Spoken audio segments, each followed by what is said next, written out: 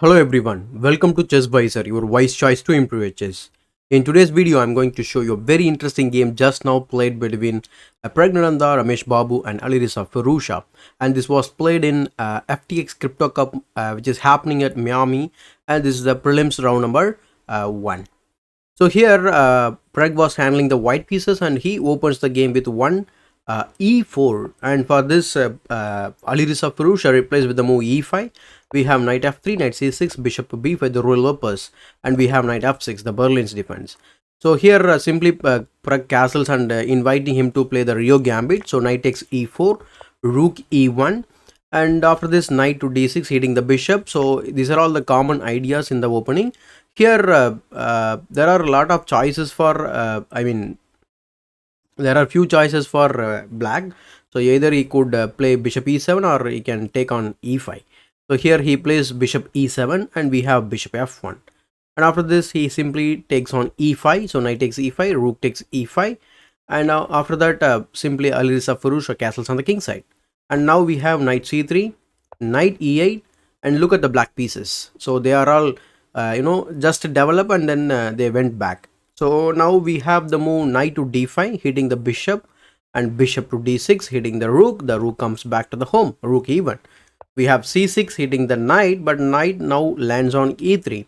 Probably it is going to go to the f5 square because there is no idea of the bishop covering, because of this d7 pawn. There is no control over that f5 square, right? So he plays the move knight e3 and bishop e7. Again the knight move, knight f5, bishop g5, and after d3 he simply plays pawn to d5 attacking the bishop. But now comes bishop takes g5 hitting the queen. So after that queen takes g5, and now knight e7 check, king h8, and then he simply exchanges. So many knight moves for Prag, but I think he was doing with this his own preparation, I think so, because he was simply blitzing out all these moves, if you could see on the live streaming. So rook takes c8, and now we have the move c4. It's the only move in the position by top engine. So pawn to c4, knight f6, we have queen b3 developing the queen and connecting the rooks, and also hitting b7. So it's not actually hanging because once you take the pawn, the rook could come to the b file and hit your queen, and you have to move again, and your b2 is hanging, and the rook could come to the second rank, and the queen is already active, right? So considering all this, Prag didn't take. So queen f4, pawn g3 hitting the queen goes to c7. And here he simply plays the move queen a3, threatening to win a pawn here. And here Alireza simply defends with a tactical move pawn to c5, because in this position you cannot take the pawn, right? So if you take on a7, you are actually blundering the queen here with the rook a8. And in this position, actually by pushing this c5, it's actually a small trap for white, but he doesn't have to take on a7, right? So he plays the move c takes d5 and creates this imbalanced position. It looks like after knight takes d5, it looks like white is having some trouble in the center of the board. He has this isolated pawn, but the thing is, this isolated pawn is going to become a monstrous pawn soon, because now the knight is kind of undefended, right? So how do we take advantage of an undefended piece? It's very simple. First, the best thing is to x-ray the queen. So rook a c1, a developing move. So queen goes to b6, and here he plays the move rook e5. So hitting the undefended knight, gaining some time. So here he could have defended with the queen b6, but and now we can play the move pawn to d4, taking advantage of the fact that the queen is undefended now. So he plays the move knight to b4, but there is no threat of no threat is coming with the knight move. So he plays simply pawn to d4. So here he plays the move knight c6. We cannot you cannot take this because we have the move rook b5. So that is a beautiful fork is coming.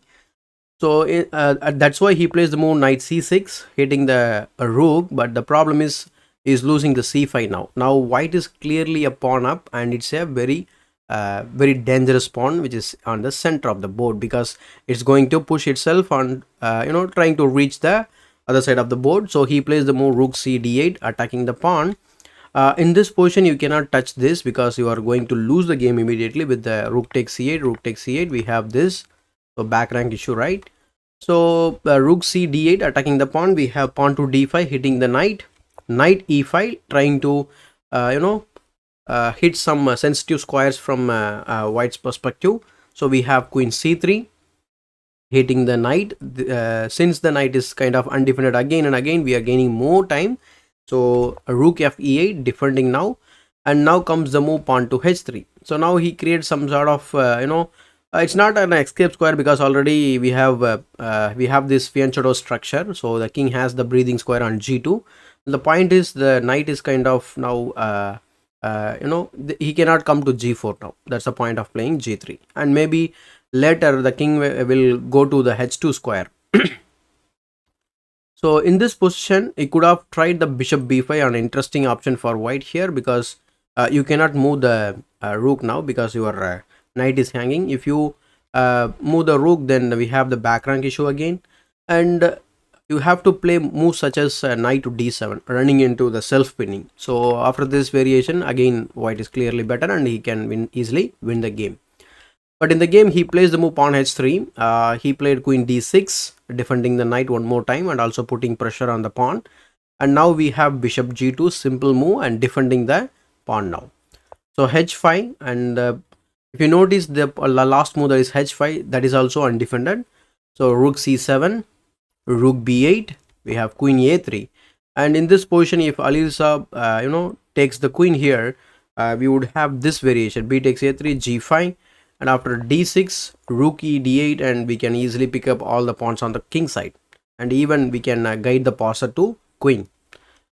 So here, instead of that move, he simply avoids the queen trade by playing queen b6. We have pawn to d6, and now the pawn marches towards the queening square. Now it reaches the 6th rank, so queen to d4, and here he plays the move simply queen c5. In this position also, he simply avoids the queen trade and takes on b2, a small advantage for black, just grabbing a pawn. It's not an advantage, just grabbing a pawn. So pawn to f4, kicking the knight. So that is the only good piece for black actually. So that is also now kicked now. So knight g6, and now we have the move queen takes h5 check, and now the king is forced to go to g8, bishop to d5, trying or threatening to win the knight by pinning the f7 pawn here. So rook f8, and now we have king h1. So king h1 is a very good move here because the dark squares are weak for white. So anytime the check would come on the dark squares, so he prophylaxisly moved the kings to the h1 square. So we have queen f6, d7, pushing the pawn up, queen d6, and now we have the move bishop e4. Once the knight moves, there is a checkmate on h7. So he goes rook b d8, and here Pragg simply forms this battery, queen bishop battery thing. And after queen a3, the idea is very simple. We want to push the h pawn and kick the knight and deliver the mate on h7. So he tries the move king h2. Even if you give this check like queen takes a2 check, and that's what actually played in the game. Rook 1 c2 blocking the check, and there is no more check now, and actually it's a reasonable position for firouzja. So he plays the move queen a4, and after that Pragg simply plays h4, and in this position Alireza firouzja simply resigns the game. This because there is nothing he can do about this position. Maybe a pass move, let's say you do this, I have pawn h5, and there is nothing actually he can do. Say for example, you can, if you move the knight, there is a mate, right? So you cannot move the knight. So let's say queen a5, trying to trade the queen now. So queen takes a5, b takes a5, and h takes g6, and after f takes g6, bishop to d5 check, and this is last position. So that is why, considering all these ideas, after pawn to h4, Alireza firouzja simply resigns the game. So what a start for Praggnanandhaa in this FTX Crypto Cup, and I hope you would come up with this matchup with Alireza firouzja. So what do you think about this? Let me know your ideas, thoughts in the comment section below. If you like this video, give it a thumbs up. And still, if you have not subscribed to my YouTube channel ChessWiser, please consider subscribing to the channel and press the bell icon to get notified for the future videos. As usual, this is ChessWiser, your wise choice to improve your chess.